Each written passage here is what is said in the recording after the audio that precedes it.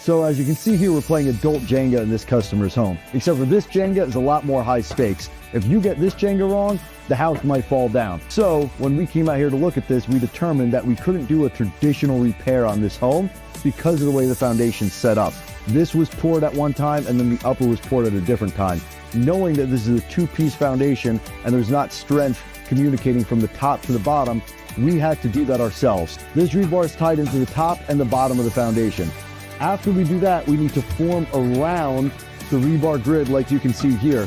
And then finally, we're going to pour 5,500 PSI concrete around the rebar. What that's going to do is completely solidify around the rebar, tying the top and the bottom of the foundation together. Not only you're gonna have the rebar connection, you're gonna have the concrete connection, and finally, you're gonna have the carbon fiber connection to make this not just a good job, but the perfect job and something we're gonna be able to guarantee is gonna last a lifetime.